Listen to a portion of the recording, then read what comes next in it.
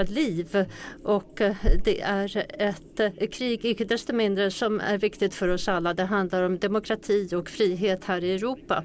Och återigen så står vi fulla av beundran inför detta extraordinära motstånd som man visar i Ukraina och den ihärdighet som man visar bland Ukrainas befolkning. Men det är ändå svårt för oss att förstå deras situation, och det är väldigt, väldigt svårt att förstå hur liven ser ut för föräldrar, släktingar, vänner till de barn som är bortförda, de bortförda ukrainska barnen.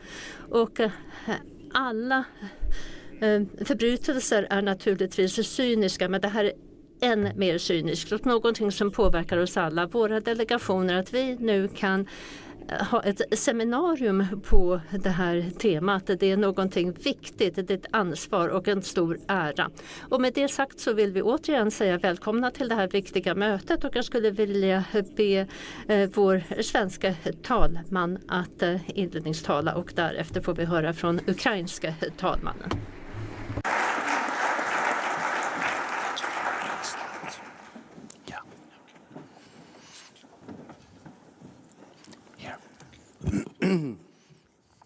Your Majesty, Ers Majestät, talare, Ers excellenser, riksdagsledamöter, mina damer och herrar. Det är en stor ära för mig att välkomna er till riksdagen, till det här seminariet. Detta är ett sidoevent till Krimplattformens 4:e parlamentariska toppmöte.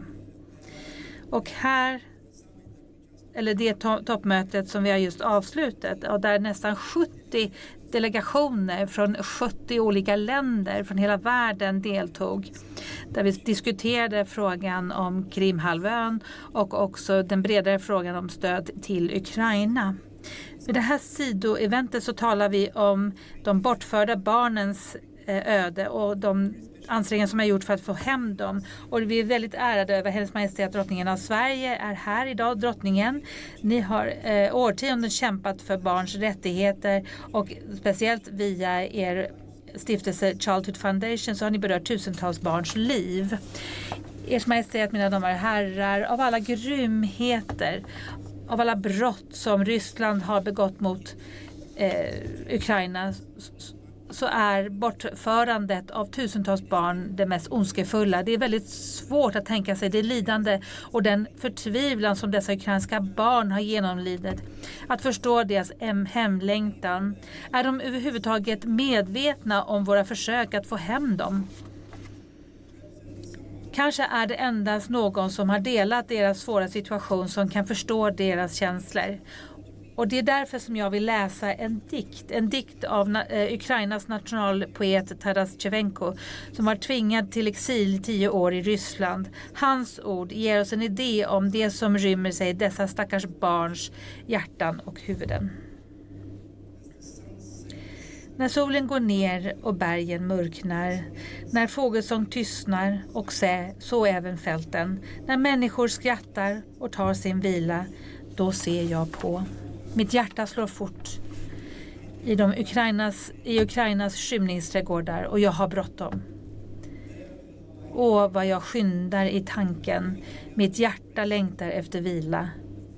Och medan fälten mörknar, medan lundarna mörknar, medan bergen mörknar, ser jag en stjärna och jag gråter. Hallå där stjärna, har ni nått Ukraina? Letar mörka ögon efter dig i den blåa himlen, eller bryr de sig alls? Må de annars sova. Må de inte veta något om mitt öde. Med de orden återigen så hälsar jag er varmt välkomna till det här seminariet. Tack.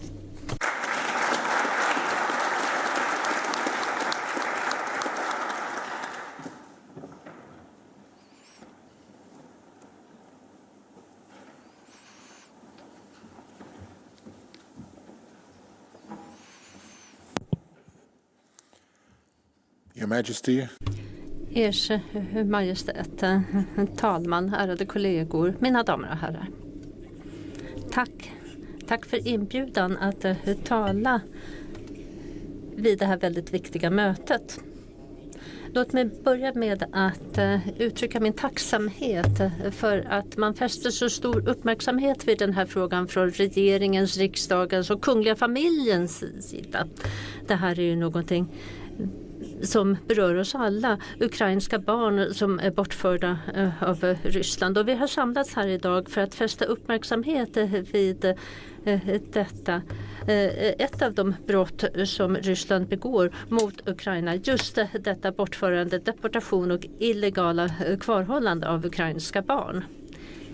Sedan den fullskaliga invasionen så har vi officiella uppgifter som tyder på att det är cirka 20 000 barn som har bortförts.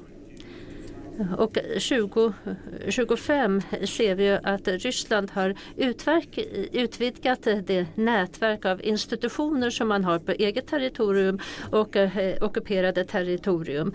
Och på ett eller annat sätt ser vi att man här är involverad i det här olagliga bortförandet av våra barn. Universitetet har tittat på den här frågan och har kunnat identifiera 110-tal personer som har varit behjälpliga i det här bortförandet av ukrainska barn. Och här handlar det om att man förövar barn, deras kultur, deras språk och deras förgångna och också deras framtid. Och det här är barn som sedan finns med i kataloger. Det verkar som att de är till salu. Och vi har fått väldigt cyniska förslag om att vi ska ha ett utbyte, att man ska byta ut våra barn mot fångatagna ryska soldater. Och det här handlar om mycket mer än en deportation. Det här är ett brott, det är ett oerhört brott. Och kära vänner, att de ukrainska barnen återförs. Ja, men det här handlar inte om politik. Det här handlar om att vara människa, mänsklighet. Alla dessa barn som har bortförts av ryssar, de måste få återvända hem. Och måste få komma bort från detta terroristland. Här står världen enad. Dessa bortförda barn, ja men det är en röd linje helt enkelt. Här har Ryssland helt cyniskt trätt över denna röda linje. Och här måste vi se till att alla involverade fullt ut får bära ansvar för det som har skett. Och jag uppmanar alla stater, alla institutioner som ännu inte har gått med i den koalition som finns, att man gör så omedelbart idag. Nu. Här är det oerhört viktigt att vi visar starka, tydliga ansträngningar, en politisk vilja. Det är på så sätt som vi kan ta itu med dessa utmaningar och skydda de barn som vi har i den civiliserade världen. Det handlar om mänsklighet, värdighet för allas vår framtid. Tack för er uppmärksamhet.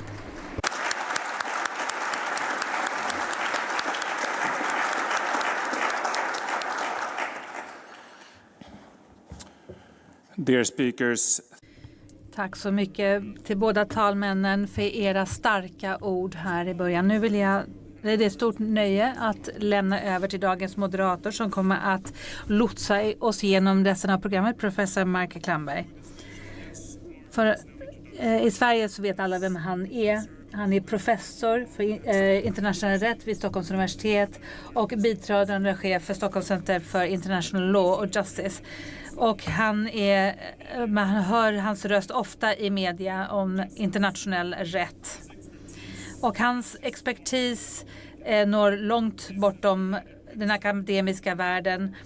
Han har arbetat i olika policyexpertorganisationer. Han har också University Washington College of Law and a senior fellow at the Atlantic Council in Washington, D.C. Closer to the heart of today's topic, he serves as an expert to the Consultative Council of the National School of Judges of Ukraine. He is also a board member of the Raoul Wallenberg Institute and of the Swedish Institute of International Affairs. Mark, a very warm welcome and thank you for being with us today. The floor is yours.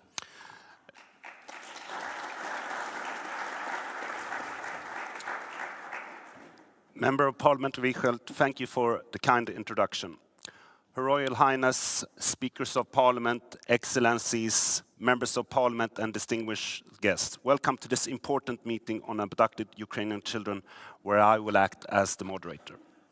As a result of Russia's aggression against Ukraine and illegal occupation of Ukrainian territory since 2014, many violations of international law and crimes have been committed. Among the most serious atrocities is Russia's abduction of children, the theme of this event. This meeting and discussion will underscore the scale and gravity of the unlawful transfer and abduction of Ukrainian children, acts that entail responsibility both for the Russian Federation as a state and the individual perpetrators. The interventions of the panelists will highlight emerging findings from international independent monitoring, the role of multilateral institutions in responding to these violations, and the responsibility of states to secure return, rehabilitation, and accountability.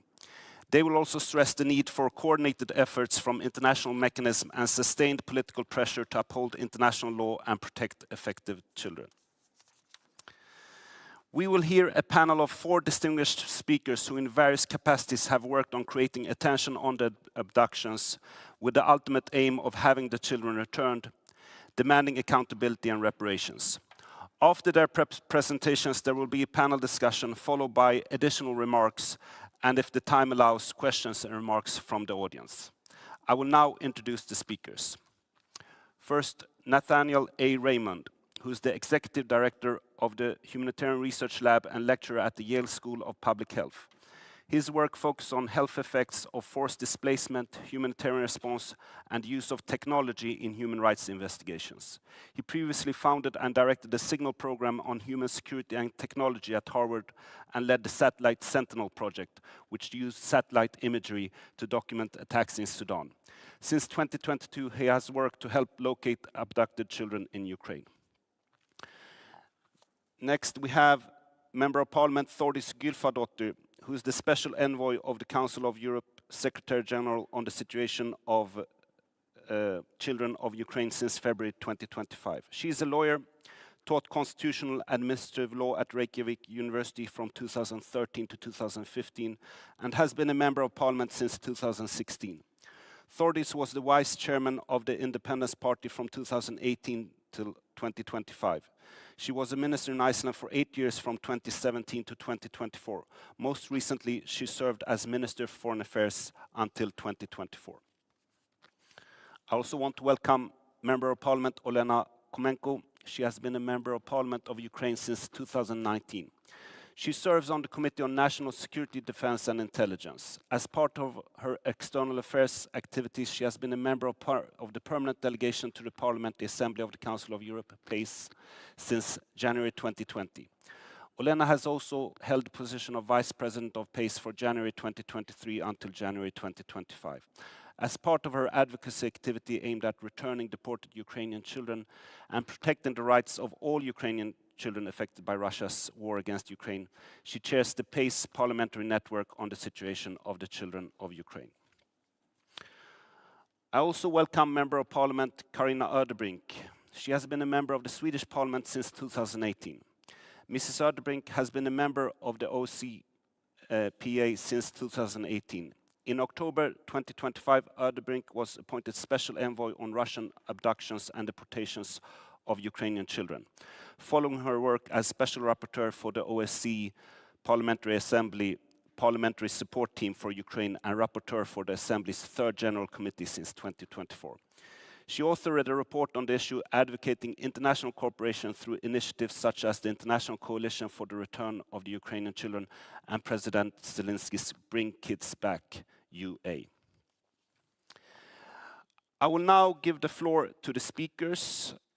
First, it will be Nathaniel Raymond, who will give us some hard facts and the findings of his team at the Humanitarian Research Lab. And we should have a presentation now on the screen.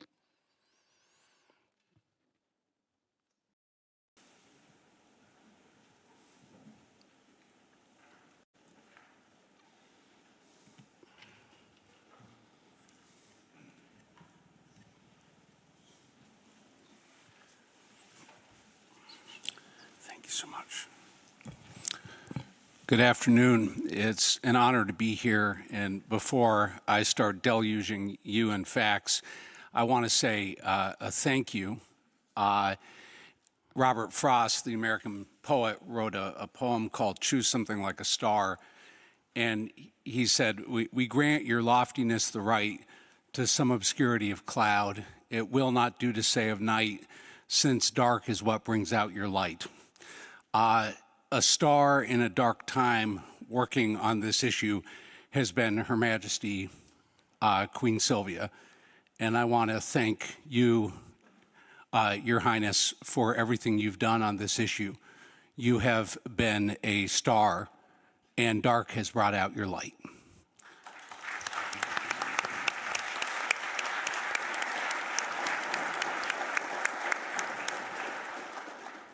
So, let's do our homework. The Yale Humanitarian Research Lab at the Yale School of Public Health began as a part of the U.S. State Department's Conflict Observatory Program, which was started by President Biden and Secretary Blinken. In February of 2022, we began to stand up even 2 weeks before the full-scale invasion of Ukraine.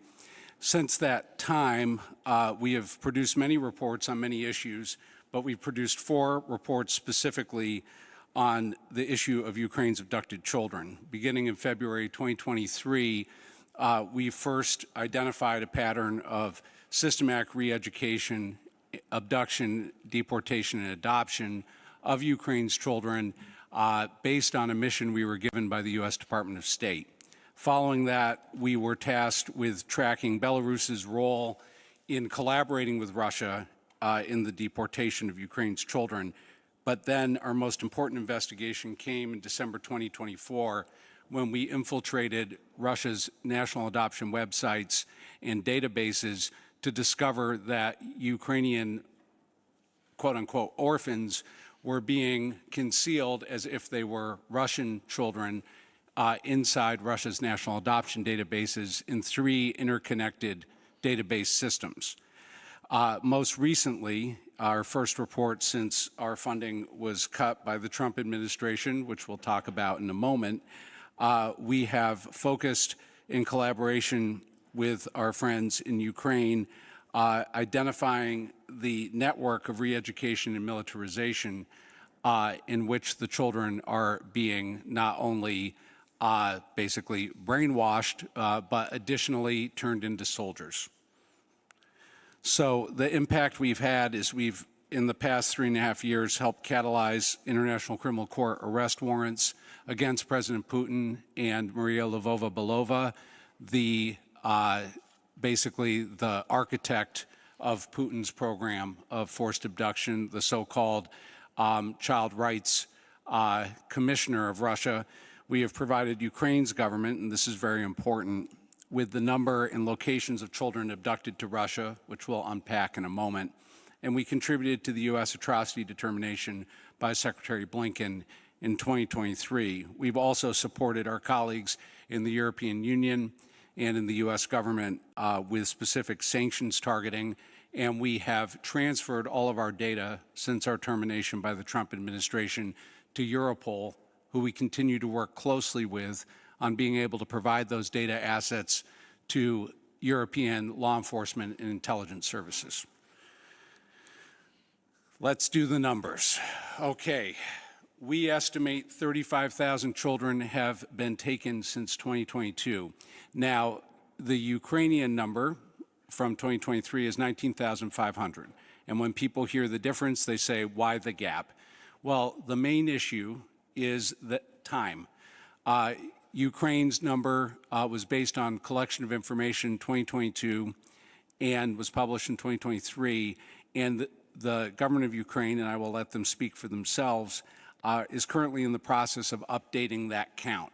Our internal estimate, which we are currently working to try to confirm to a high confidence intelligence standard, is we believe at least 35,000 Ukrainian children are or have been in Russia's custody since the full-scale invasion.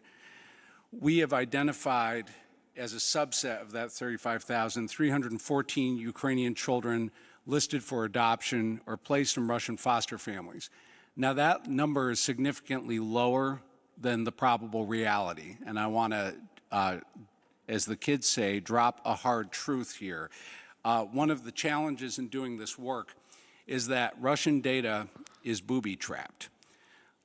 They are, through the GRU and their security services, they are working to detect efforts to find where the children are and to find digital data about the children. What I'm trying to tell you is that we think large corpuses of data about the kids have been destroyed because the Russians have detected efforts by journalists, open source investigators, and law enforcement agencies to find that data. This 314 number is a canary in the coal mine, so to speak, about the broader challenge we face in not having coordinated, professional, integrated tracking and tracing systems done to a highest law enforcement standard, because we could be destroying the only ways to find them. As we identified in our September report, 210 plus locations are holding children in re-education, in militarization, and temporary accommodation facilities. We're going to get more to that in a second. I want to make a point here. Our initial estimate was 110 locations. It was almost 100% larger than our initial estimate. And that's very important to know. The system was bigger and expanding faster than we had ever imagined once we were able to get on target. And Belarus needs also to bear responsibility for this program as an active participant in moving at least 2,400 children to at least 13 facilities. So these numbers speak for themselves. I want to drill in on the last number. We believe 49 of the sites have expanded after February 2022. That means almost out of 210, we're talking almost a quarter of the facilities have grown in size. That is an important indicator about the scale and scope of what is a systematic networked pipeline, okay? Now look at the number above that. We were able to extract documents for 106 of the sites that show they are managed directly by federal agencies in Russia's government that report to the Kremlin. That is a critical indicator of the command and control that Putin exerts over this network. And here's the network. Here's my academic serious comment. Dang, that's big. Okay? This network of camps stretches 3,500 miles from the Black Sea to the Eastern Pacific. Elements of this network are closer to Japan and Alaska than to Kyiv and Moscow. This is the single largest abduction of children since the Nazis in World War II. And in many elements of this system, you'll notice Siberia is on the map. They have reactivated Stalin's pioneer program of child re-education from the Soviet era. That is not by accident. Now, when we collected satellite reconnaissance data over the locations, this was the image, and it may not leap out at you, that made my heart stop. And I'm looking at you, Mr. Speaker, Dr. Stefanchuk. This, for me, as someone who cares like you do so much about Ukraine's children, was horrifying. This is a military training site on a military base where we know Ukrainian children have been trained to be soldiers. What you see here are trench lines. I want you to look at the one in the middle with the squiggly lines and the shapes. Why that is horrifying for us is that it resembles the current construction of the evolved front line since the introduction of FPV, first-person view drones, in the war on the front line. They are training them in current frontline combat conditions. You'll notice the straight line to the side. That's how they used to do the trenches. Now they do them with zigzags. That is a critical clue. Now, I want to be mindful of time here, but this is important for you to see. Each of the kids we identify has about 30 to 40-page dossiers for each of them. Given the fact that we do not show the pictures of the children publicly, some information here has been de-identified, including this boy, Oriol's face. But this is his cover sheet on his dossier that was transferred to the Ukrainian government.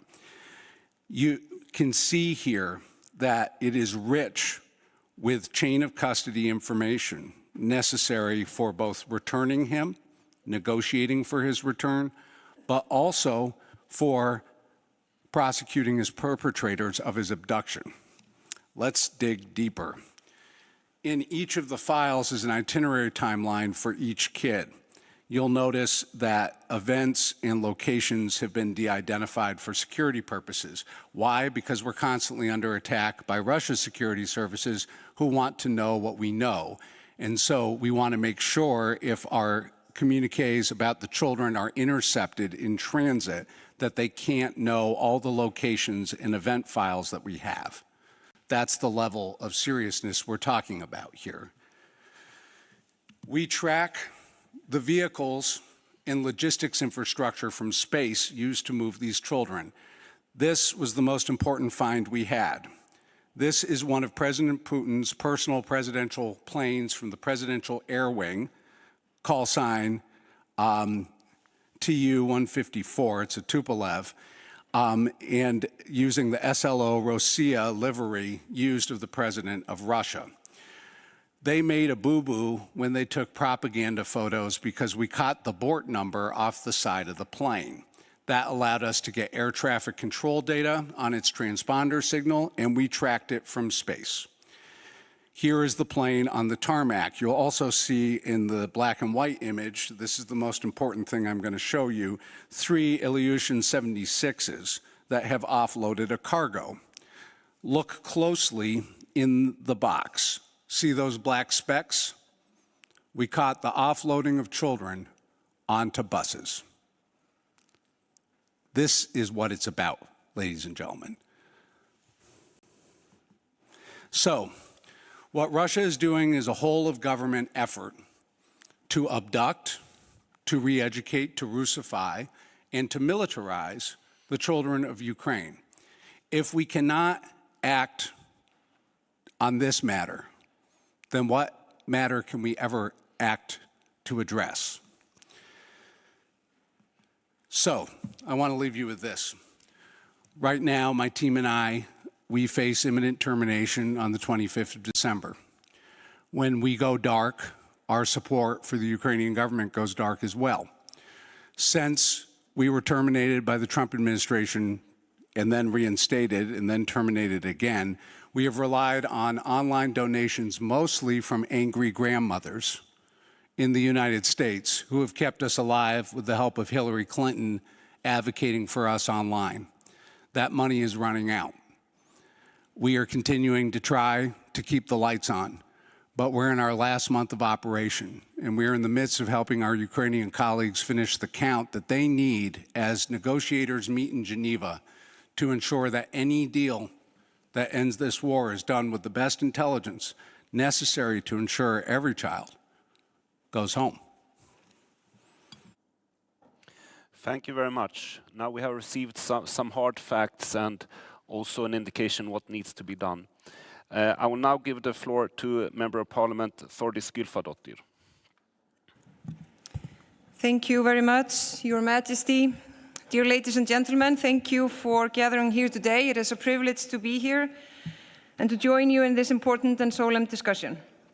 It is now almost 4 years since Russia launched its full-scale war of aggression against Ukraine.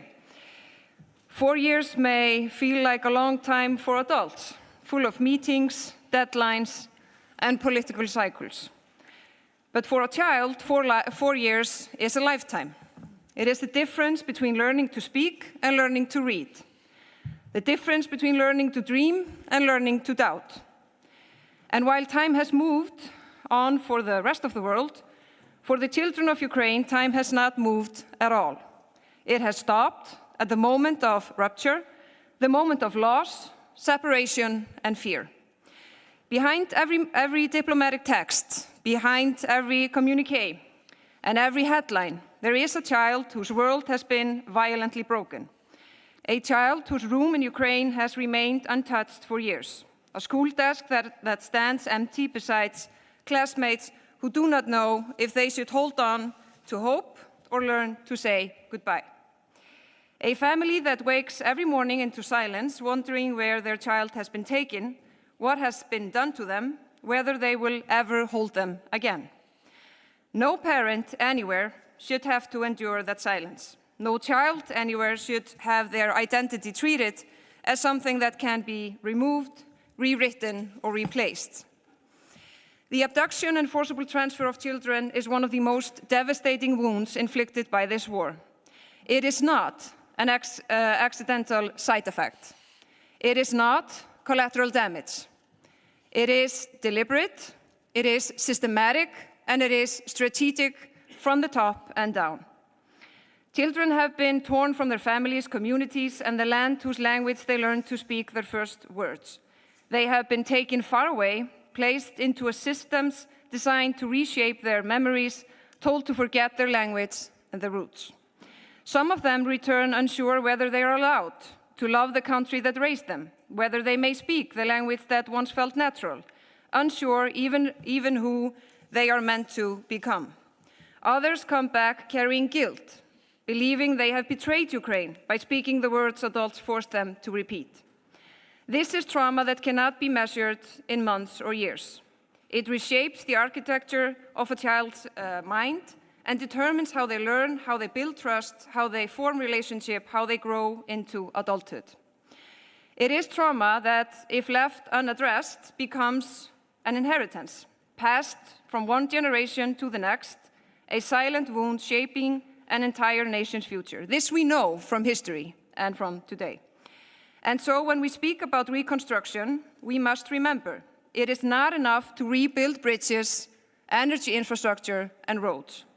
A nation is not made of concrete. A nation is made of its people, its families, its children, its future. If we fail these children, we fail Ukraine. If we fail Ukraine's children, we fail Europe.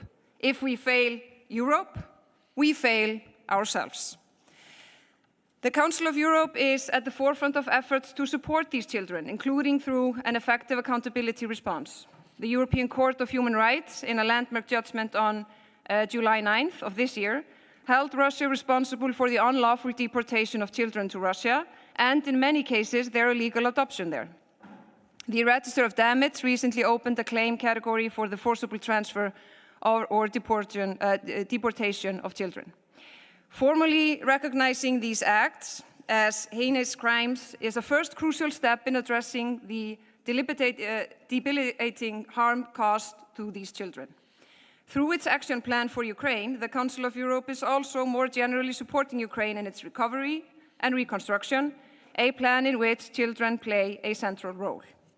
The Council of Europe Consultation Group on the Children of Ukraine, the CGU, was set up by the Council of Europe in 2023 as an emergency response, acting as an important peer review platform and rapid response mechanism to enhance the protection of children of Ukraine, wherever they are. During my visit to Ukraine, I met children who had returned after living through the most harrowing experiences. They were echoes of a wound that cuts across an entire generation. And when we listen to these children, we hear their plea, not only to be returned to safety, but to be seen, heard, and believed. Not only to come home, but to heal, and not only to survive, but to live and trust again. Healing through trauma-informed care, this is something that the consultation group is particularly concretely focusing on by providing support and capacity building to frontline professionals working with children who have experienced deep trauma. Ladies and gentlemen, the plight of abducted Ukrainian children is not a concern for Ukraine alone. It is a concern for every country represented here. It is a concern for every society that believes in the rule of law, in human dignity, in childhood itself. It is crucial for our own interest, Because if we allow children to be treated as objects, instruments, to be traded or silenced, then we surrender something essential about what it means to be human. This is why unity and solidarity matters. And this is why moral courage matters. The safe return of these children is not only a legal imperative, it is a moral responsibility that defines who we are and what we stand for. And when these children return, their journey does not end at the border. Healing is not something that happens automatically or accidentally. Trauma does not disappear when a child is physically home. Healing requires time, safety, and patience. Trauma-informed care and a community that refuses to look away. Trauma-informed care is not an abstract concept. It is the first building block of justice, and without justice, peace is an illusion. And that is an extremely important message these days. This is why accountability and trauma-informed care are the central priorities of my mandate. We need to rebuild these children's future. As this war rolls into its 4th year, let us be clear. There will be no sustainable peace without accountability. There will be no credible reconstruction without healing. There will be no justice unless the suffering of the most vulnerable, the children, is addressed openly and with courage. We must ensure that when Ukraine is rebuilt, it is rebuilt not only in its infrastructure, but in its humanity and future. Not only in its institutions, but in its hearts. Not only in its economy, but the future of its children. That is the true meaning of rebuilding a nation. And so I call on all nations, all organizations, and all partners represented here today to unite around one simple, powerful principle. Every child has the right to safety. Every child has the right to identity. Every child has the right to family. Every child has the right to come home. Not someday, not eventually, but now, because every day that passes deepens the wounds, and we must later struggle to heal. Time is not a luxury that Ukraine or its children possesses. The children of Ukraine did not choose this war. They did not choose to have their identities rewritten or their futures stolen. But we can choose here today to stand with them. So let us leave this meeting not with polite expressions of sympathy, but with determination. Not with silence, but with a loud voice. And not with hesitation, but with unity. Let our shared resolve echo louder than the noise of propaganda and stronger than the threat of violence. Every child matters. Every child deserves to dream. Every child deserves a future. And every child must come home. And for that to happen, I have to add, after an excellent presentation from Nathaniel Raymond, that if we mean that it is a priority to make sure that the Russian Federation will be held accountable, we have to make sure that that project continues for us to be able to do the rest. Thank you very much. Thank you very much.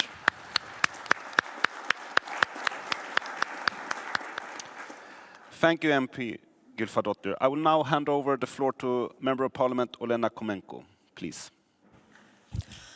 Your Majesty, dear ladies and gentlemen, distinguished speakers, it is an honor for me to be here today. I feel quite a responsibility being the only Ukrainian speaker at this panel. That is why today I would like to speak about the most important, the situation on the ground. Because when we hear about Ukrainian children stolen by Russia in numbers and legal terms, we cannot even imagine what a child actually lives through under occupation and abduction. I would like to tell you about the environment these children are facing every day. Children in the occupied territories live under constant pressure to forget who they are. Their language is taken first. They are told to switch to Russian only. Ukrainian books disappear from schools. And even casual Ukrainian word can lead to humiliation. Then comes rewriting of their identity. Children are told their country no longer exists, that their parents abandoned them, that Ukraine never cared about them. Many are separated from their families during so-called medical checkups or rehabilitation or summer camps, and some simply never return. Others are placed in institutions where the message is always the same: your past is gone, your future belongs to Russia. All of them are pressured to take Russian documents, because without them they may be denied medical care or even the right to move around their own town. From kindergarten onward, they are immersed in propaganda and militarization. This is not accidental, but it's a state policy driven from the very top. Schools and youth programs glorify war, teach military drills.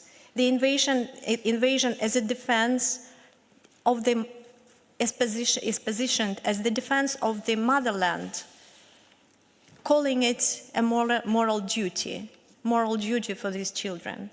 More than half of the children interviewed upon rescue described this indoctrination firsthand.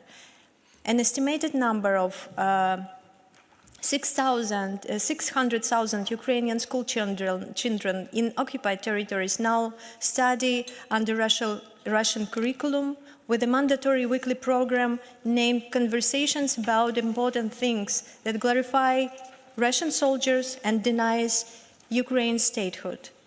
A new subject, fundamentals of security and defense of the homeland, includes actual weapons training. Children are forced to march, write letters to Russian soldiers, and abandon their language and flag.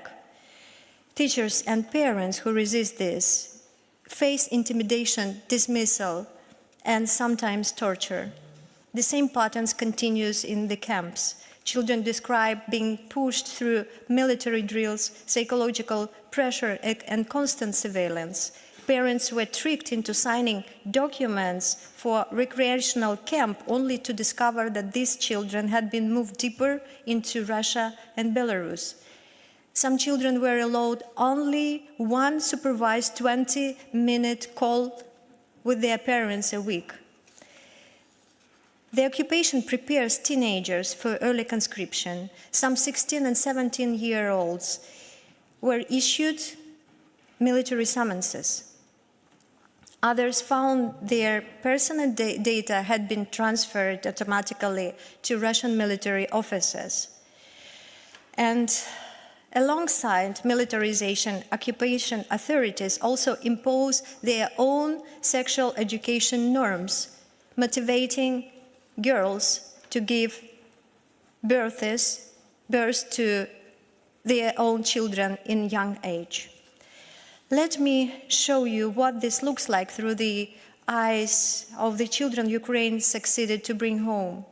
A 17-year-old girl from the Kherson region told us that militarization became a part of her daily life. Children were trained to handle weapons and asked to choose a military specialization. In the evening, they practiced mining and demining, learned to throw grenades, and studied anti-tank explosives. As she put it, these were real drills, not just lessons. A teenager from Zaporizhia region said that in schools the military training course Warrior is included in the curriculum with 300 hours of training. Another boy of 19 years old who studied at school learned that school management had transferred all the personal data of students to the military enlistment office, and all of them in absentia were put on military registration. Later, he was given a summons to perform military service in the Russian army. Another recently rescued boy described how Russian soldiers came to his school to carry out what they called a survey. They asked students, how do you feel about killing? And do you like beating people? Followed by, what do you want to be? A tank operator or a pilot? When the boy refused to participate and asked why that was happening, a soldier told him, I'll take you first. You will surf on a submarine. The picture that emerges from these testimonies is painfully clear. This is not one type of abuse, but the system built to reshape children's identities, break their trust, and prepare them psychologically and practically for future service in the Russian armed forces. None of these things fit neatly in the regulations we currently have in international law. International law was developed to prevent children from being used directly in warfare as soldiers and human shields. But today, an occupying power can reshape child's identity, language, worldview, and loyalty long before a weapon is ever placed in their hands. And law is almost silent about these earlier stages. We need international law to reflect reality, to recognize that when a state systematically indoctrinates children, exposes them to military teaching, and destroys their cultural identity, this is a part of the machinery of aggression. It is preparation for war, using children as a raw material, and it must be treated accordingly. We also need the law to clearly protect a child's identity, their name, language, and cultural belonging. We need an explicit ban on adopting children from occupied territories by families from occupying power. And any evacuation from occupied territories must be supervised by independent international actor, so it cannot be misused as a cover for deportation. These changes are drawn from what Ukrainian children are living through right now. They are needed to make sure any occupying power can never use these methods without accountability. And it is our responsibility to ensure that international law is strong enough to protect them and to bring every child home. Thank you.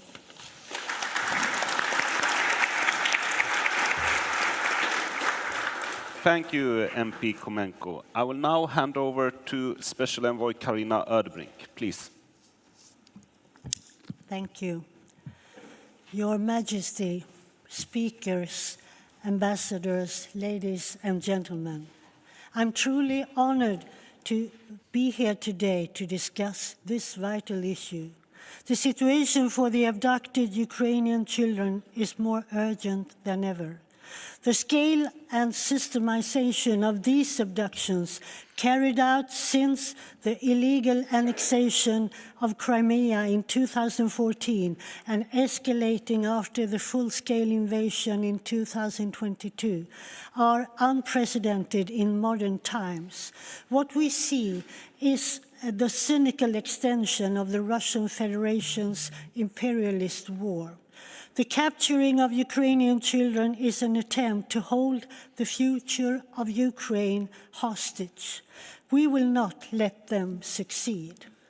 Meeting here today gives us the opportunity to discuss concrete measures to prevent further abductions, ensure the safe reintegration of returned children, and secure the unconditional return of all abducted Ukrainian children. As the Special Rapporteur on Human Rights and Humanitarian Issues within the OSCE Parliamentary Assembly and the newly appointed Special Envoy on the situation of Ukrainian children, I have focused extensively on this matter. At this year's OSCE's annual summer session in Porto, I presented a comprehensive report calling on OSCE parliamentarians and international organizations to intensify cooperation with Ukrainian authorities, strengthen and expand international coalitions, ensure peace and ceasefire negotiations, include provisions for the safe return of abducted children. and call on the OSCE executive structures to invoke the Moscow mechanism to support investigations into Russia's actions. Our Parliamentary Assembly will continue to use its influence and networks to engage governments and OSCE structures, keeping this issue at the forefront of the international agenda. Reintegration is not just about restoring identity and rights. It is about reconnecting children with their families, rebuilding sense of belonging, and ensuring long-term psychological and social support. This work must be carried out both in the short and in the long term, and I'm genuinely pleased that our Assembly can contribute to deeper international cooperation in support of Ukraine.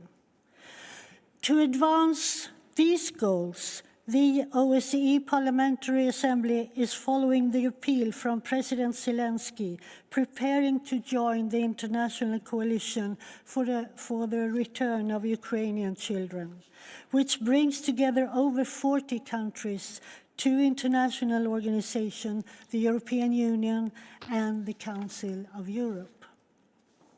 Established in 2024 by Ukraine and Canada, the coalition strengthens global cooperation and the exchange of experience to make reintegration as effective and human as possible.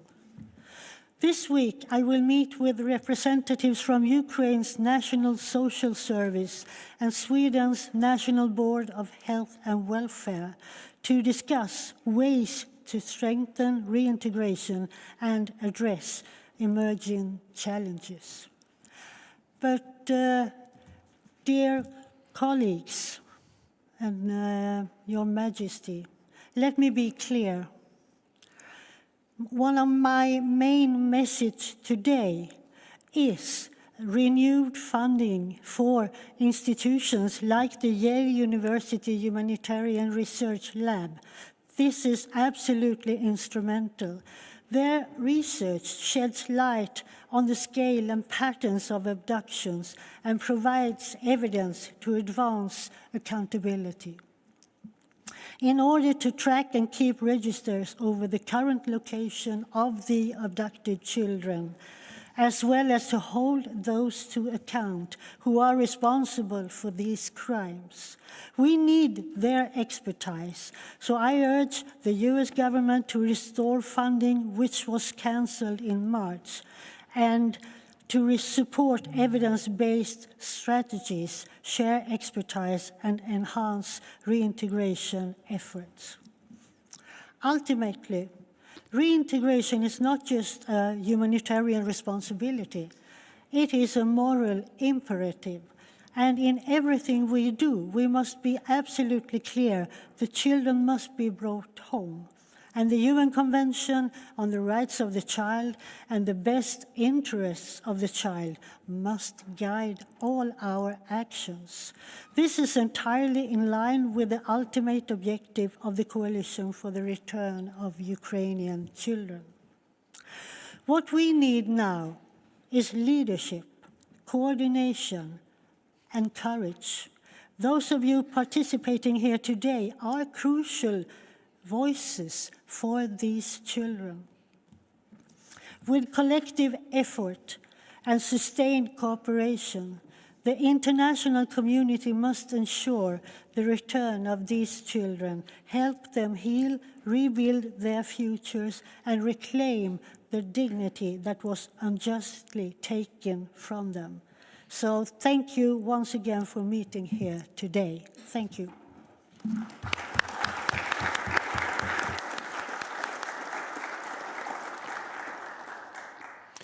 Thank you very much, Special Envoy Erdbrink. So I will now turn to some questions and a discussion here in the panel. I will start here with a question for you, Director Raymond.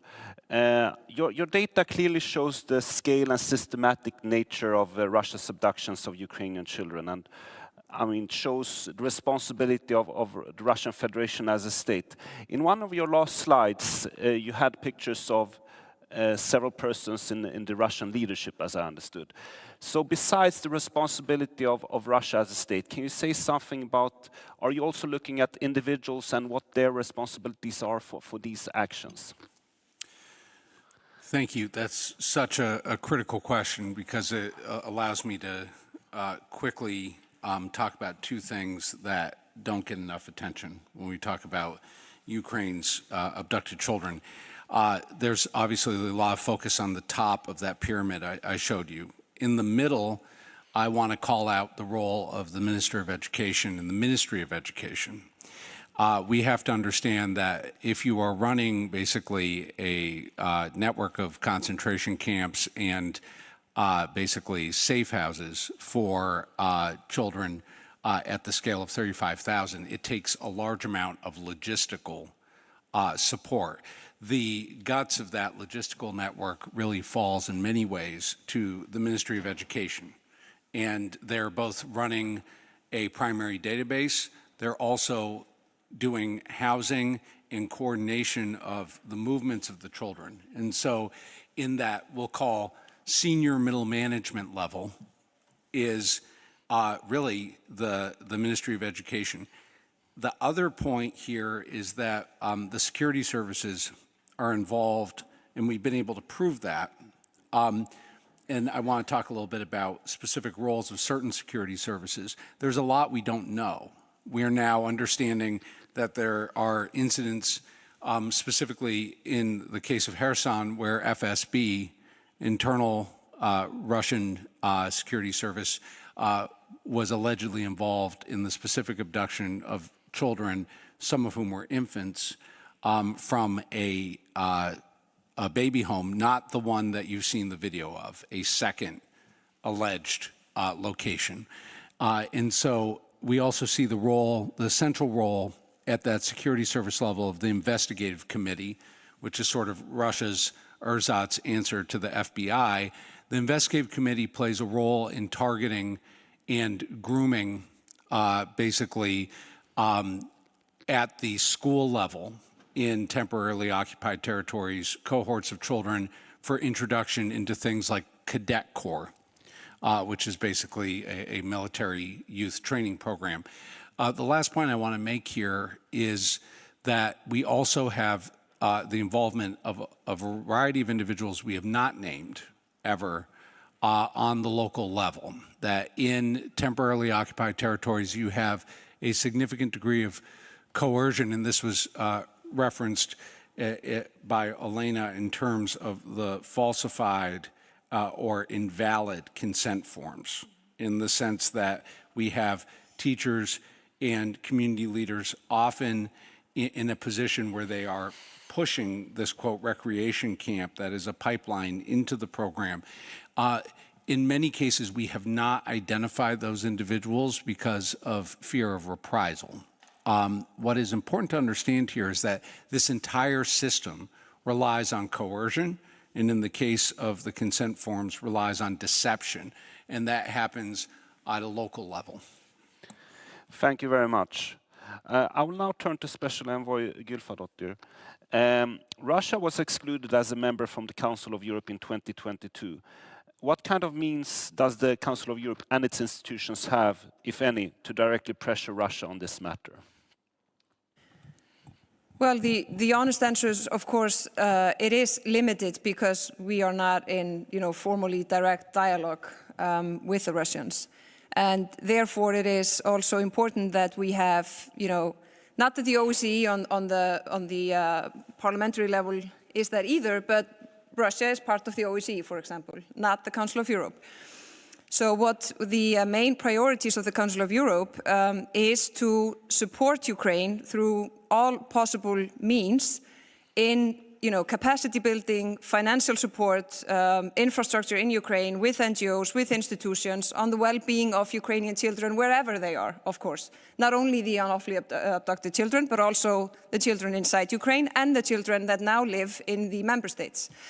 But with the creation of this position, that is mainly about raising awareness, to attend events like these, other forms, other kinds, try to connect individuals, different organizations and bodies to work together and to cooperate, because we all have the same goal and we all have the will, but we have to make sure that we are cooperating in the best possible ways.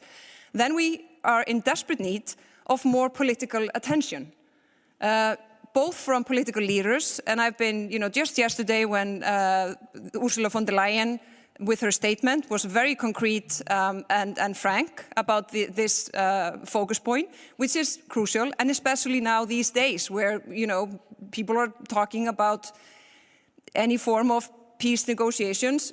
Obviously, this has to be in the center of it. It also needs more media attention, because if all human beings would know that this is happening, the scale of it and the facts behind it, it would change the narrative, not only with regards to the stolen children, but also on Ukraine as a whole, and the need to support Ukraine with whatever needed for them to win the war and for Russia to lose it. That is crucial for both friends and allies of Ukraine, also more neutral countries. They are more neutral towards the war, but they still understand how fundamentally wrong it is to steal other people's children. So therefore, that I would say that's what we can do. And we have to build on what we are doing, but we also have to think outside the box and be creative in finding ways to push and to keep this on the agenda. Thank you very much. I will now turn to MP Komenko. During Russia's ongoing war of aggression against Ukraine, there's many violations and atrocities that have been committed. The issue of abducted children have attracted particular attention, not least by this event, and condemnation. And it's obvious to all us why this is, but I still want to ask you why the matter of abducted children deserves particular attention among all the atrocities committed. Russia has been committing thousands of crimes in Ukraine, but this is the most appalling crime.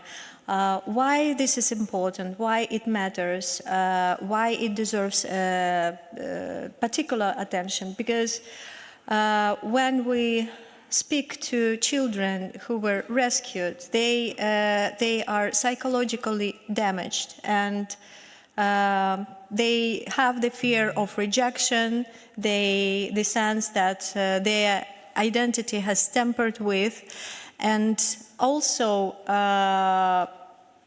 this is the fact that Russia prepares these children not to live in peace, but they prepare them to live in war. They prepare them for future conflicts. They prepare them to be the weapon in their hands. And Russia presents and describes West as an enemy, and European and NATO member states as the targets. So they also impose on children that sacrifice on for the motherland washes away all sins. So this is a matter, this is alarming, not for Ukraine only, but for all European democratic states. This is the matter of regional and global security,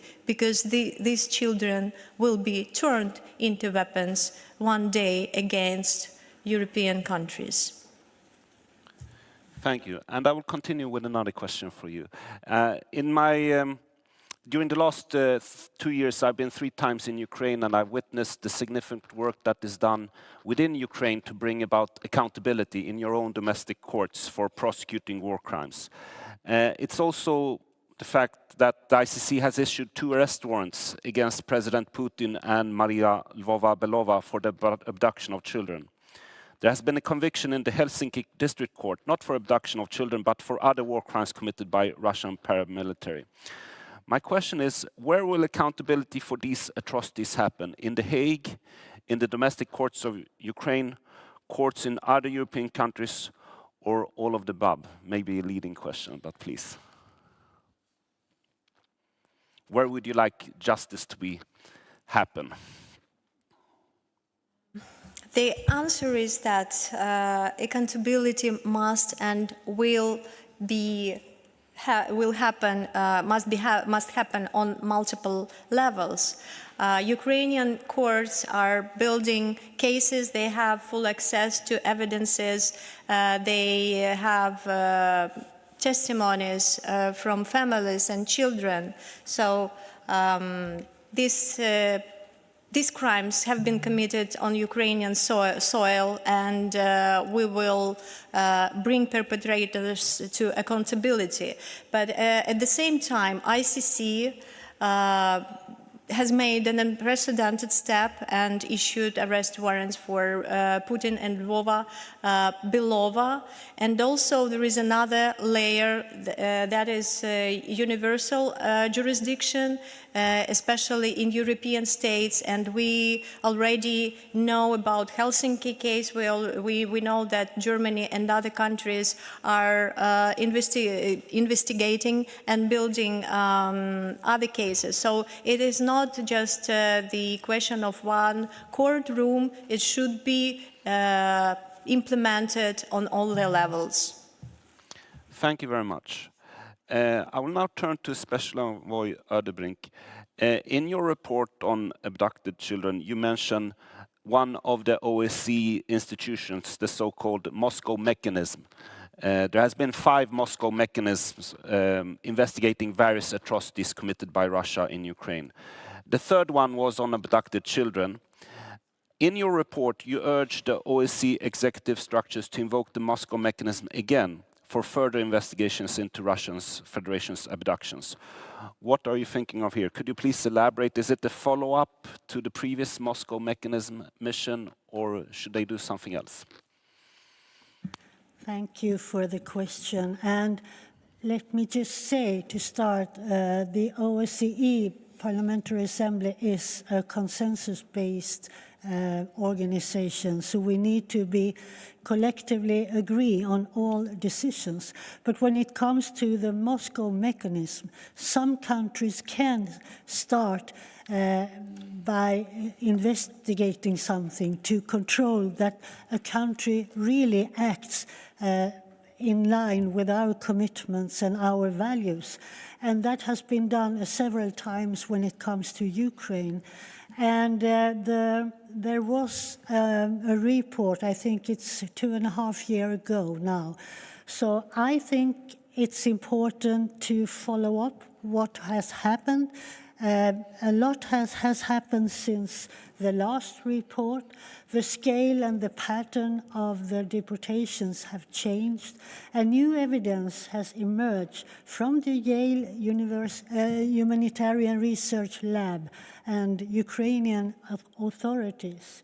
And I think that a new mission could update facts, identify responsible structures, individuals, and propose concrete steps for repatriation and accountability. The intention is not to repeat previous work, to build on existing documentation and give the international community an updated, action-oriented basis.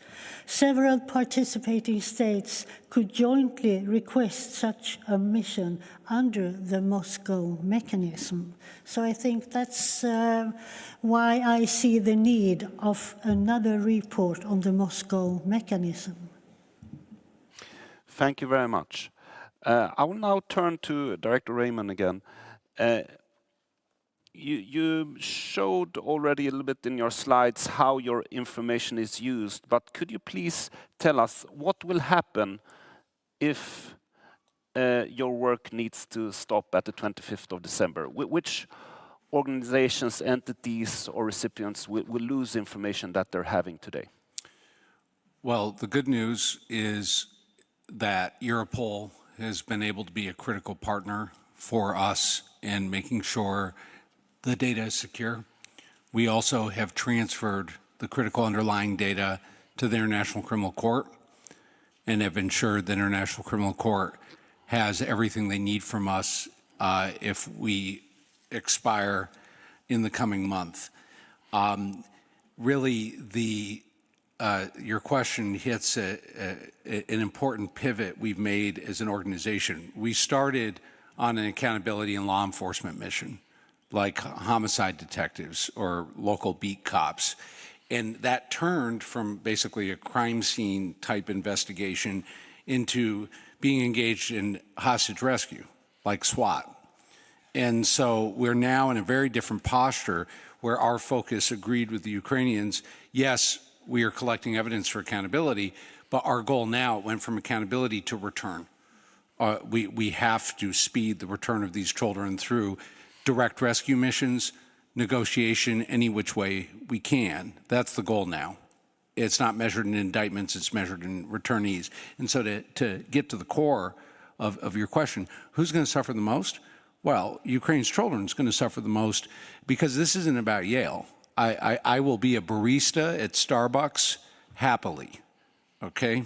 But we're needed right now to ensure that the speed of return with our Ukrainian partners is as fast as it can be. And so we would love someone else to take the mission. Right now, we're the only game in town. Over. Thank you very much. I will direct the last question to MP Komenko. And what is the single most important measure that other states than Ukraine can take in order to protect the interests of abducted Ukrainian children? If I had to name the most important measures, it's strengthening sanctions and also financial pressure on everyone involved into deportations, because this is the network of individuals and organizations. They can travel freely to European states. They can seek for medical services, they can go to study, and we need harmonized sanctions policies so no one will escape from this pressure. And also this is very important to ensure compensation and real support for children who return from deportations. We need states to help us with this. Thank you. Thank you very much. I will open up the floor a little bit now, and I would like to invite the Member of Parliament Tamila Tashevan, who's the head of the Subcommittee on Restoration of State Authority and Local Self-Government in the Temporarily Occupied Territories of Ukraine, the Autonomous Republic of Crimea, and the city of Sevastopol, of the Verkhovna Rada Committee on Organization of State Authority, Local Self-Government, Regional Development and Urban Planning. Please, MP Tashevan, if you could join us here.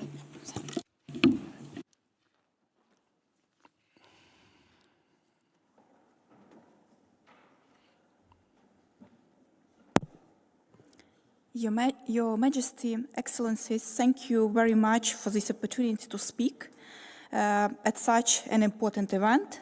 Today I speak not only as a representative of Ukraine, but on behalf of thousands of families whose children have been forcibly taken by Russia. The well-being and future of children should be the first priority of any state. But Russia is stealing this future from Ukrainian children and from Ukraine as a whole. Those children are taken from all temporarily occupied territories, including Crimea, often far into the Russian Federation. They are placed in camps, in institutions, or in Russian families. Many are adopted under fast-track procedures, given Russian passport, and told they were never Ukrainian. They are cut off from their parents, relatives, language, and own culture. They are pushed to forget Ukrainian, to change their names, to accept a new identity. Russia calls this protection and care. It is not care. It is a systematic policy of forced assimilation and identity erasure, a direct violation of international law. We all remember the public statement of Maria Lvova-Belova, the so-called Russian Commissioner for Children's Rights, who openly described how she took a boy from Mariupol to Russia. She said that at first stage, he sang Ukrainian songs and said, "I love Ukraine," and did not want to live in Russia. And how, after her quiet education, he changed. This is a direct confession of abduction, forced Russification, and psychological violence against a child. Let me give one more example. At the end of 2022, children from 2 institutions in the Kherson region were taken to occupied Crimea to a place called Yalinka, and then further into Russia. Ukraine appointed legal guarantees for those children. Our authorities officially demanded their return. Russia ignored those demands. Part of these children have already been given to Russian families. This is not a mistake, but an organized system. We thank for all efforts of our allies, but we must honestly say our efforts are still not enough. We urgently need Russia to provide full and verified list of all children taken from Ukrainian territory. We need access for independent international organizations to monitor where these children are and what condition they live, and to help prepare their return. We also need stronger political and diplomatic pressure. Return of stolen children must be one of the central points of any peace agreement. No peace with Russia is possible while thousands of children remain illegally kept, re-educated, and used as a tool of propaganda. And we must remember the root cause. All those crimes, deportation, illegal adaptation, camps in occupied Crimea, forced Russification are possible only because of the occupation itself. As long as Russia controls Ukrainian territories, our children there will be in danger. Those children cannot wait. We ask you continue your support to raise their cases in every international forum to help us bring each of them home. Thank you.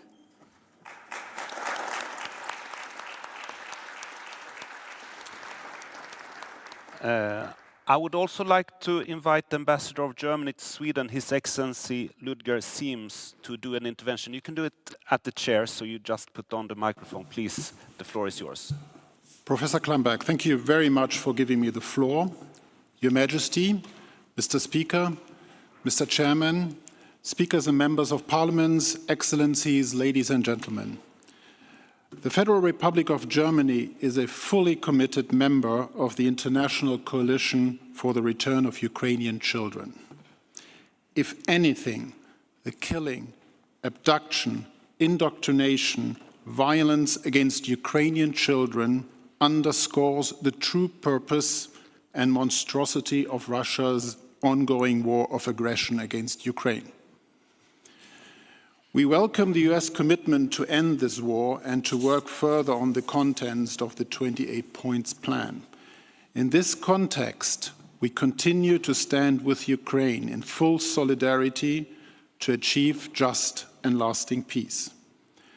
As work remains to be done, the most vulnerable groups must remain in focus. We have to make sure that the abducted Ukrainian children can return home swiftly. And those crimes cannot go unpunished. Germany supports and undertakes evidence gathering and criminal prosecution, as well as supports the International Criminal Court in its efforts to investigate the ones responsible for these terrible crimes. To alleviate the pain inflicted by Russia, Germany also supports the reintegration of children who have already returned to Ukraine. In short, the Federal Republic of Germany will continue its support within the coalition and to raise its voice loud and clear to keep the fate of the Ukrainian children on the world's agenda. Again, Russia must return these children to Ukraine immediately. Thank you all for working to achieve this goal. Thank you very much.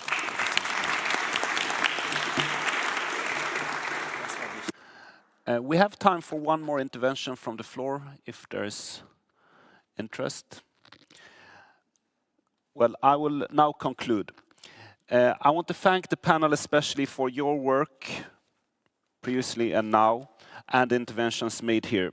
Let us give them a round of applause.